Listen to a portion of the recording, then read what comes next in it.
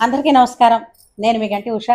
నా మిత్రులకి, శ్రేయోభిలాషులకి, సబ్స్క్రైబర్స్కి అందరికీ నా కృతజ్ఞతలు, శుభాభినందనలు.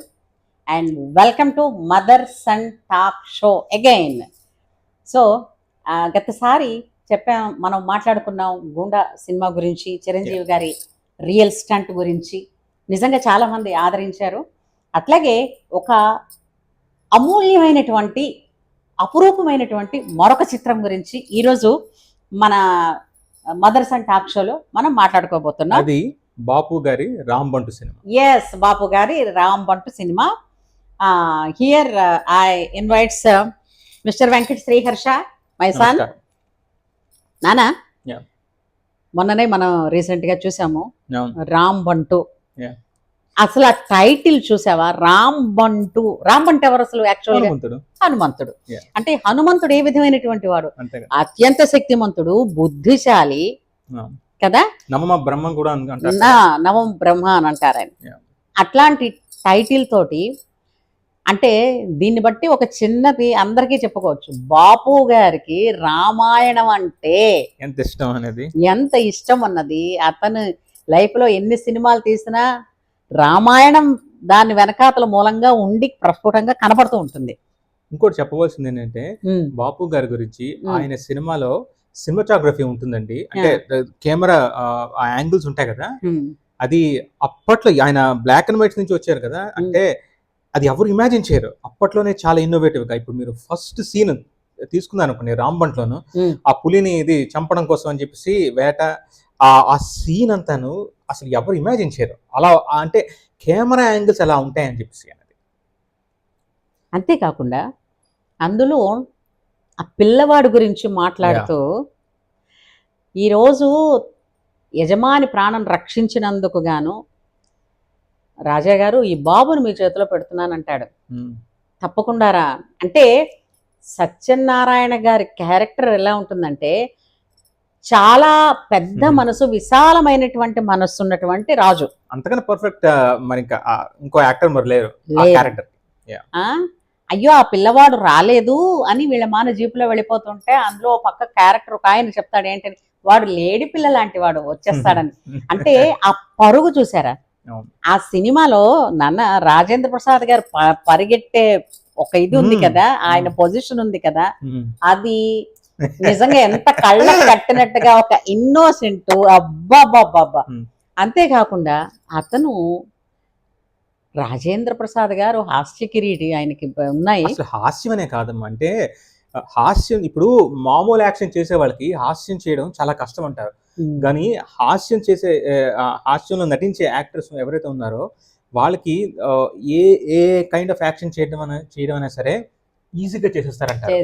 ఇంకోటి ఏంటంటే, అలాంటి వాళ్ళు ఒకవేళ ఇది ఒక ఏడుపు కైండ్ ఆఫ్ క్యారెక్టర్ చేస్తే కనుక మరింత ఏంటంటారు, మనకి ఏడుపు వచ్చేటట్టు వస్తుంది.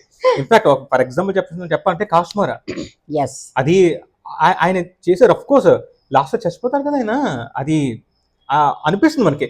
అస్సలు ఏమి కామెడీ ఉండదు కదా. కామెడీ అసలు పక్కన పెడితే కనుక పూర్తి వ్యతిరేకం కదా అది. అందుకే రాజేంద్ర ప్రసాద్ అది అన్ని కలిపి ఒక దగ్గరికి వచ్చినట్టుగా పర్ఫెక్ట్. అంటే బాపు గారి మరి సెలక్షన్ మరి చెప్పాలండి, ఆయన తెలియకుండా ఉంటుందా? ఆయన సెలెక్ట్ చేస్తే కనుక ఇంకంతే అయిపోవలసిందే. ఈ కథలో మనకి ఎట్లా అంటే, అత్యంత చక్కగా సునాయాసంగా నవ్వించగలిగే వారు ఇలాంటి సీరియస్ రోల్స్ చేస్తే గనక కొన్ని పరిస్థితుల్లో నిజంగా ఎంతో హృదయాన్ని ద్రవింపజేసేస్తారు.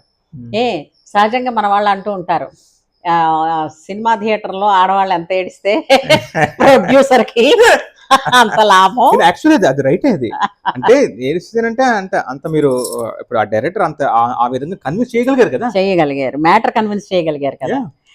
ఇందులో అత్యంత కన్నింగ్ ఫెలోగా అతి వినయం ధూర్త లక్షణం అంటారే, ఆ పదానికి దానికి సరిపడినట్టుగా గిరీశం క్యారెక్టర్ రచించారు. ఆ పాత్రకి కోట శ్రీనివాస్ గారు నటించారు. ఆ అద్భుతమైనటువంటి నవల, అతని స్టైలు అబ్బాబ్బాబ్బా. వై విజయ్ గారు అంటే సవతి తల్లిగా ఉండేటటువంటి లక్షణాన్ని చూపిస్తూనే అమాయకురాలు. ఆవిడకి ఇది కొట్టిన పిండింది అనుకోవడం, ఎందుకంటే చాలా ఇటువంటి రోల్స్ చేసే ఉన్నారు. చేశారు ఆవిడ. ఆ వెనకాతల అతని పుత్రరత్నాలు రెండు చేశాయి కదా. అంటే నిజమే, ఒకప్పుడు జమీందారుల పిల్లలు ఎలా ఉండేవారంటే, మనకు ఆస్తులున్నాయి పాస్తులున్నాయి వాటిని వెచ్చపెట్టుకోవడమే అని చెప్పి వాళ్ళు ఉండేవారు. అలాగే వాళ్ళ చుట్టుపక్కల కూడా ఈ కాలక్షేపం కోసం వాళ్ళను ఉపయోగించుకోవడానికి అవును ఈ వ్యసన పరులు అందరూ చేరేవారు. అవును వీళ్ళందరూ చేరడం వలన అంటే కథ ఏ విధంగా ఉంటుంది అంటే, అప్పటి సామాజిక పరిస్థితిని బట్టి బాపు గారికి అవగతమైనట్టు దాన్ని చూపించగలిగినట్టు నా భూతో నా భవిష్యత్తు ఎవ్వరూ లేరు. అవును. సవతి తల్లి నిజంగా ఏ విధమైనటువంటి బాధలు పెడుతుంది అనడానికి, అసలు బాధల వరకు పక్కన పెడదాం, ఆ అమ్మాయిని అయినా నువ్వే అందంగా ఉన్నావే, నువ్వు ఏడుస్తున్నా నువ్వే అందంగా ఉన్నావే అని చెప్పడం చూడు, ఆ, అది చాలా విశేషమైనటువంటి పని. ఇక్కడ మనకి చెప్తారు మహామేధావి, అతను జీనియస్ అని ఏవిఎస్ గారు కూడా ఉన్నారు కదా ఒకానొక పరిస్థితుల్లో. ఇక్కడ రాంబంట్ గారి క్యారెక్టర్ని ఎలా చూడాలనంటే, హనుమ ప్రస్ఫుటంగా కనిపిస్తారు. హనుమకి ఇక్కడ రాంబంట్ పాత్రకి ఉన్నటువంటి పోలికలు చెప్పుకుందాం. ఇతను రాంబంట్గా, హనుమకైతే బ్రహ్మాండమైన శక్తి ఉంది, జీనియస్. ఈ క్యారెక్టర్ అంతే. ఔషధ సేవలో అతన్ని మించిన వాళ్ళు అందుకే అతనే సంజీవని తీసుకొచ్చారు కదా, మాటలు కలిసాయి, సంజీవని తీసుకొచ్చారు కదా. అలాగా ఇతను కూడా అలాగ వైద్యం చేయగలిగిన వాడు. శక్తి అండ్ యుక్తి, ఆ యుక్తి కూడా అంటే ఎవరైనా మనకి బాహుబలిలో డైలాగ్ ఉంది, శక్తిని ఉపయోగిద్దామా కత్త యుక్త అని అడుగుతాడు, అంటే పదునైందే ఉపయోగిద్దాం అంటాడు. పదునైంది ఏది? కత్తే, యుక్తి కదా, యుక్తి కదా. అంటే ఆ డైలాగ్స్ అన్నట్టుగా. సో ఆ హనుమ క్యారెక్టర్కి తగ్గట్టుగా ఉండి అండ్ పరిపూర్ణమైనటువంటి నమ్మిన బంటు అని అనడానికి, మీ ఉప్పు తిని అప్పు పడ్డాను కనుక అసలు ఆ లిరిక్స్ రాసిన వేటూరి గారి, మీ ఉప్పు తిని అప్పు పడ్డాను గనక అని ఎంతమందికి ఉందండి. నేను పనిచేశాను కాబట్టి నువ్వు జీతం ఇచ్చామన్న వాళ్ళే చూసాం కానీ లేదండి అన్న ఇది తర్వాత. అందులో ఇతను చదివిద్దాం అనుకుంటే సవతి పిల్లలు ఆవిడ గారు వీడు కూడా చదివేస్తాడా, వీడు ఏకసంతాగ్రహి అన్నప్పుడు అది అర్థం చేసుకున్న తత్వం. పలక 2 సార్లు పగల కొడితే ఆ పిల్లవాడికి అర్థమై ఇంక నేను చదవను అని ఎందుకట. సత్యనారాయణ గారి క్యారెక్టర్ చాలా చాలా బాగుంది కదా, ఎంతో నేచురల్ గా, చాలా నేచురల్ గా ఉంది. అయితే గిరీశం గారు అంటే గిరీశాన్ని చివరిలో అతను కొడుతున్నప్పుడు, రాంబంటుని కొడుతున్నప్పుడు అది హృదయం ద్రవించిపోతుంది ఎవరికైనా సరే. కేవలం అతను ఒక జాతకాన్ని, అంటే రాంబంటు సిద్ధాంతాన్ని, సనాతన ధర్మాన్ని, సంప్రదాయాన్ని ఎంత పాటిస్తాడో అనడానికి జాతకంలో ఈ విధంగా దోషం ఉంది, మొదట తాళి కట్టినవాడు పోతాడు అని అనగానే ఇవన్నీ కూడా గిరీశం పాత్ర యొక్క నక్కజిత్తులు నిజానికి. అలాంటిది సరే, కేవలం ఆ పీడ పోవడానికి తన ప్రాణం అయినా సరే అడ్డు వేస్తానని. అందులో ఒక డైలాగ్ ఉంది చూసావా, కన్న తల్లి తప్ప కడవ దేవతలందరూ అమ్మాయి గారికి కాపలా ఉన్నారంటారు. ఈ కడవ అన్న మాట, కడవ అంటే ఏంటనుకుంటారు సహజంగా? కుండ పాత్ర.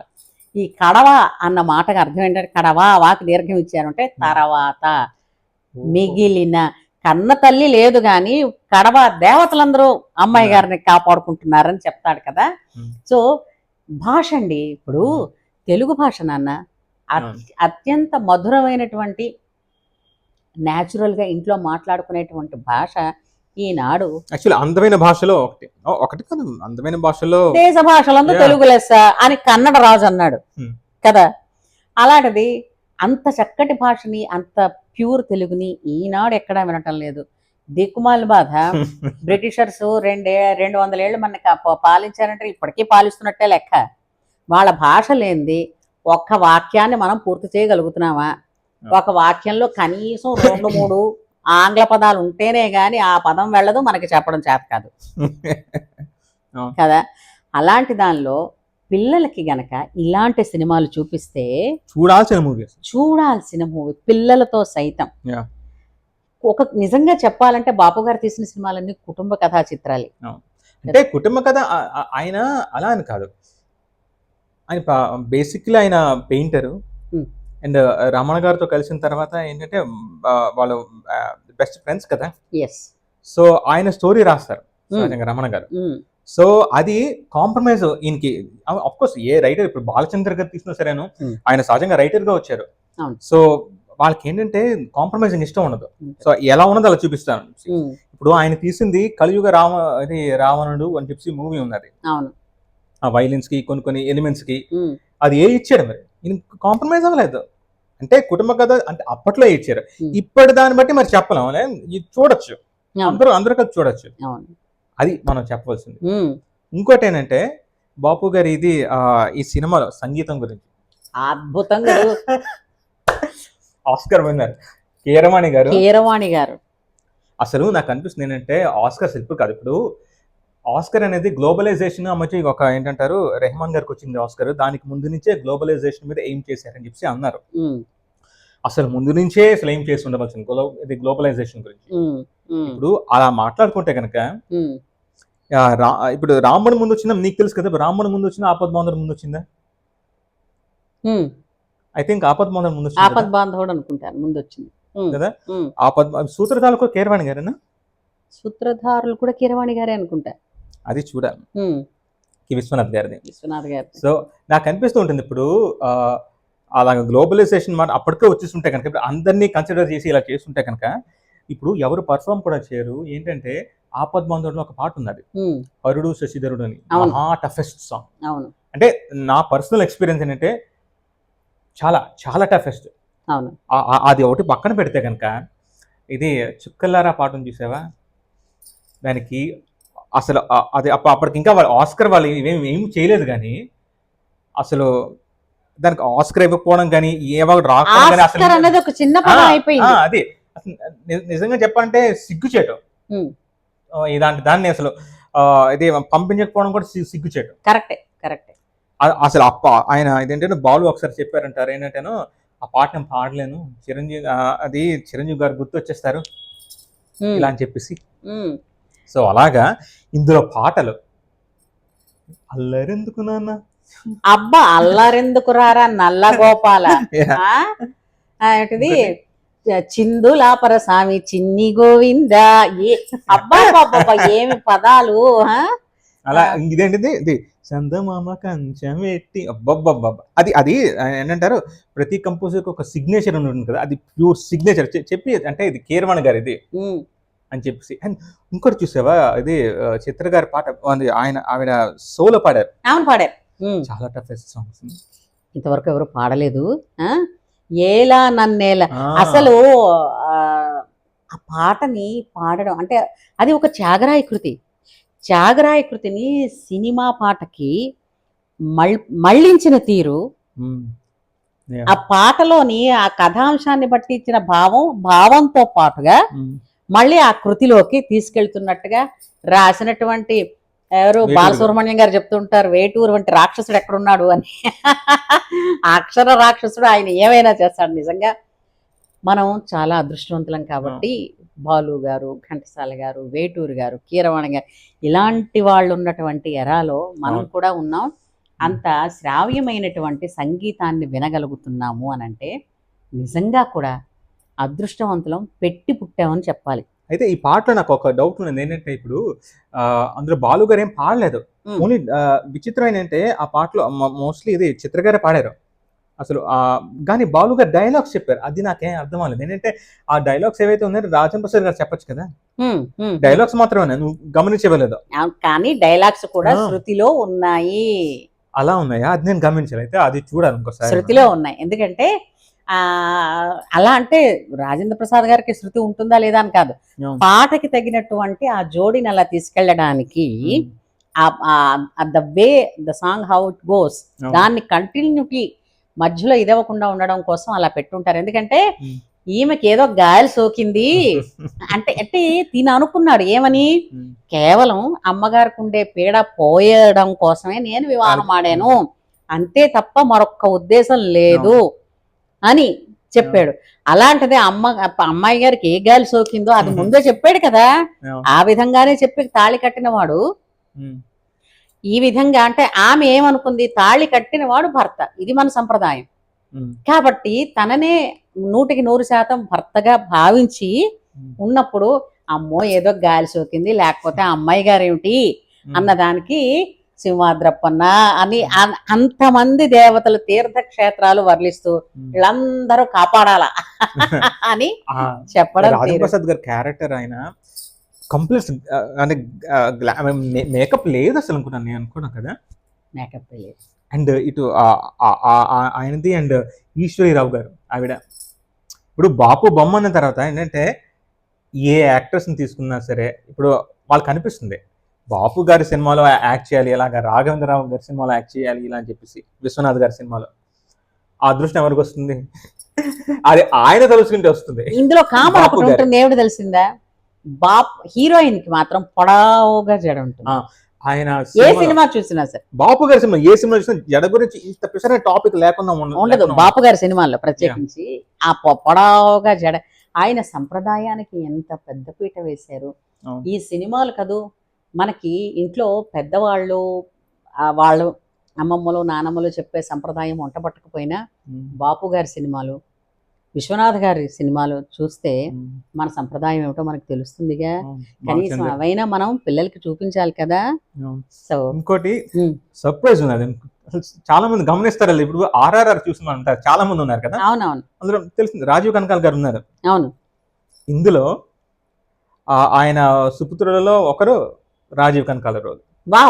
అవును అవును గమనించాలి. ఏంటంటే ఇప్పుడు మూవీ అప్రిసియేషన్ అంటాం, సినిమా అప్రిషియేషన్. ఇప్పుడు అక్కడ US లో కానీ మనకి ఏంటంటే యూకేలో కానీ మిగతా దేశాల్లో సినిమా అప్రిషియేషన్ క్లాసెస్ అని కూడా ఉంటాయి. ఓహో, అదేంటంటేను మనం తీసిన వర్క్, మనం చేసిన వర్క్ ఏవైతే ఉన్నదో, అంటే మన దేశం, అంటే మనం చేసి ఉండక్కర్లేదు, మన దేశంలో పుట్టిన వర్క్ ఏదైతే ఉన్నదో దాన్ని అప్రిషియేట్ చేయడం అండ్ దాని గురించి అది చూసి దాన్ని నేర్చుకోవడం.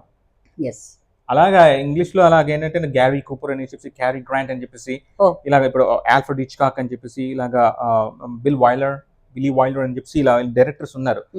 ఇలాగ యాక్టర్స్ వాళ్ళ సినిమాలు చూసి ఎంతో నేర్చుకుంటూ ఉంటారు. అలాగా మార్టిన్ స్కార్సెసీ అని చెప్పేసి ఒక డైరెక్టర్ ఉన్నారు, ఆయన చెప్తూ ఉంటారు. స్టీవెన్ స్పీల్బర్గ్ కానీ, స్టాన్లీ క్యూబ్రిక్ కానీ, వీళ్ళందరూ చెప్తూ ఉంటారు ఆయన ఈ సినిమాలు చూసి మేము నేర్చుకున్నాం. అందుకే ఒకప్పుడు చెప్తూ ఉంటారు ఏంటంటే ఈవెన్ మ్యూజిక్ కంపోజర్స్ సైతం వాళ్ళు అంటుంటారు, ఒకప్పుడు తీసిన, ఇప్పుడు గ్రాఫిక్స్ వచ్చాయి, చాలా ఇది వచ్చాయి, ఇప్పుడు సినిమాలో కింగ్ కాంగ్ సినిమా చేయడం అంటే అంత ఇదేం కాదు, అప్పట్లో చేశారు. కింగ్ కాంగ్ సినిమాని ఎలా చేశారు, అలాగా మనం ఏంటంటే మనం తీసిన సినిమా ఏదైతే మనం చూసాం గుండాని, అప్పట్లో అలా తీయడం అంటే అమ్మా మామూలు విషయం కాదు. ఆ స్టంట్ ఒక్కదానికి కాదు, క్లైమాక్స్ ఒక్కదానికి.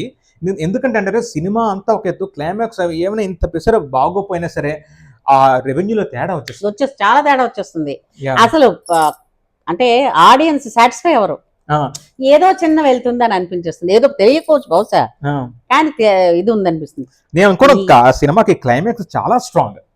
అలాగా ఈ సినిమాలో ఇటు ఇదేంటే లిరిక్స్ అండ్ చూసావా వీళ్ళిద్దరు వెళ్ళిపోతారు ఎక్కడికి, వీళ్ళు అయితే చూసావా ఏదో ఒక బిజినెస్ స్టార్ట్ చేద్దాం, ఏమిటా అంటే డబ్బులు మరి కావాలి కదా, ఈవిడికి ఏమొచ్చి దాహం వేస్తుంది. అప్పుడు ఏదో కోలా అని చెప్పేసి కోకో కోలా ఏదో ఇస్తారు, ₹5. అప్పట్లో ₹5. ఇది ఎప్పుడు వచ్చింది, 96 లో. అప్పట్లో ₹5 దానికి పేరు ఎలా పెట్టాలి, కోలా వట్టివేరు అంటే మళ్ళా మొదటి రోజు అది, తర్వాత ఏంటంటే వట్టివేరు ఫ్రీ, పకోడీ తిన్నవాడికి ఇది అంటాడు. వాళ్ళే నాకు కోలా వద్దు పకోడీవే కావాలంటే పచ్చిమిర్చి ఫ్రీ పకోడీకి ఏంటది డ్రింక్ లేదు, అది కోలా లేదని అంటాడు.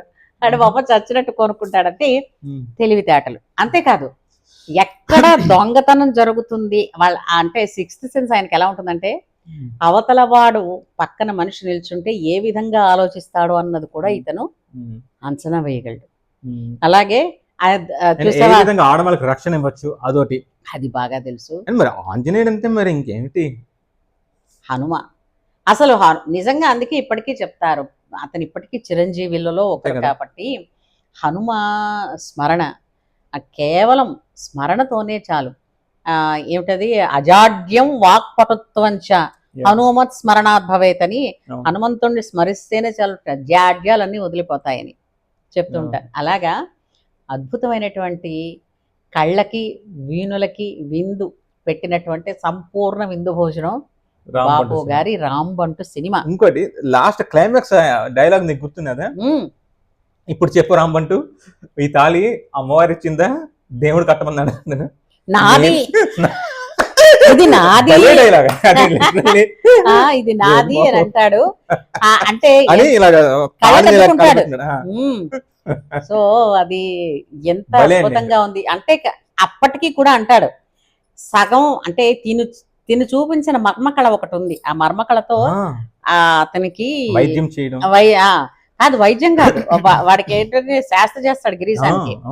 సగం పోయిన ప్రాణం కింద వాడిని వదిలేస్తే మనకి పాపం వస్తుంది, ఈయన చంపేసి నేను జైలుకి వెళ్ళిపోయి ఉరిశిక్ష చేసుకుంటా, ఇప్పుడు అమ్మాయి గారికి పీడా పోతుంది అంటాడు. అంటే ఆ చివరి వరకు కూడా వచ్చినా కూడా తనకంటూ ఏమీ అక్కర్లేదు, తన యజమానికి ఎంత ఉపకారం జరుగుతుంది అంటే ఇలాంటి లక్షణం ఏంటంటే, ఇప్పుడు ఉద్యోగం ఇచ్చేవాళ్ళు ఉన్నారు, ఉద్యోగం చేసేవాళ్ళు ఉన్నారు, కానీ ఇద్దరి మధ్య ఉండేటటువంటి దాన్ని ఏమిటంటారు, కమిట్మెంట్ ఎవరి తరపు నుంచి వాళ్ళకి, ఆ స్నేహభావం, ఒకరు లేనిది ఒకరు లేరు. అంటే వాళ్ళు అనుకున్న లక్ష్యం పూర్తవదు, 10 మందికి సేవ జరగదు.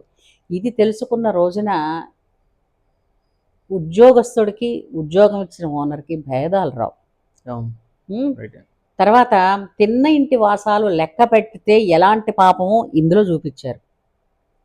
అలాగే తిరిగి ఆయన ఆస్తి అంతటిని ఇచ్చినప్పుడు తన తప్పు తను ఒప్పుకున్నాడు. యజమాని ఏంటన్నాడు, నాకుందిరే ఆశ, నా ఆశ బట్టి కదా వీళ్ళందరూ వచ్చారు, ఆ శిక్ష నాకు వెయ్యి అని సత్యనారాయణ గారు అన్నావు. ఇది చూసావా ఆ డైలాగ్ అక్కడికి, నిజంగా బాబు గారు అని చెప్పి అన్నం ఇదే రాజన్ ప్రసాద్ తర్వాత మీరు ఊరుకుంటారు అని చెప్పి వెంటనే అతను ఉంచండి పర్వాలేదు అని చెప్పేసి ఏదో అన్నాం. కానీ చాలా చక్కటి సినిమాని చూసి. ఇంకోటి చెప్పాలి ఏంటంటే, ఇప్పుడు కోట శ్రీనివాసరావు గారి ఈ క్యారెక్టర్ ఎంతో క్రూయల్టీ ఉన్నది. సో ఇప్పుడు నీకు తెలుసు చూపులు కలిసిన శుభవేళలో ఉంది ఎంత మంచి క్యారెక్టర్, ఎవరు ఆయన అబ్బా అంటే మనకు అనిపిస్తుంది ఆయన ఏం చేశారు అది తమకు తెలియదు తమ శార్థం కదా. కామెడీతోను అంటే తెలుగు దానికి ఇంపార్టెన్స్ నుంచి మనకు అది జంధ్యాల గారు కదా. ఈసారి ఆ సినిమాల గురించి కూడా మనం మాట్లాడుకుందాం. సో ఇప్పుడు యూట్యూబ్లో అవైలబిలిటీలో ఉంది కాబట్టి రాంబంటు సినిమాని చూడండి, పిల్లలతో పాటు కూర్చుని చూసి పిల్లలకి చూపించండి, చెప్పండి, ఎన్నో విషయాలు అమూల్యమైనవి వాళ్ళు తెలుసుకుంటారు. ఇంకోటి ఏంటంటే మనకి ఇది కూడా, ఈ సినిమా కూడా డిజిటలైజ్ చేస్తే కనుక ప్రింట్ బాగుంటుంది, క్లారిటీ బాగుంటుంది. అయితే మళ్ళీ మరొక అద్భుతమైనటువంటి సినిమా విశేషాలతోటి మదర్ అండ్ సన్ టాక్ షోలో మళ్ళీ కలుద్దాం. సో మీరు stay tune to my channel and Vivaswan Sriharsha అని తన ఛానల్ని కూడా మీరు సబ్స్క్రైబ్ చేయండి. మ్యూజిక్ అన్నది మ్యాజిక్ ఎలా చేస్తుందో, ఎలా చేయొచ్చో తెలుసుకుంటారు. కాబట్టి మీ అభిప్రాయాన్ని కామెంట్ సెక్షన్లో తెలియజేయండి, లైక్ చేయండి, షేర్ అయితే మీరు ఎలాగూ చేస్తారు, ఎందుకంటే మంచి సినిమా విషయం కదా. కాబట్టి ఉంటాము, నమస్కారం.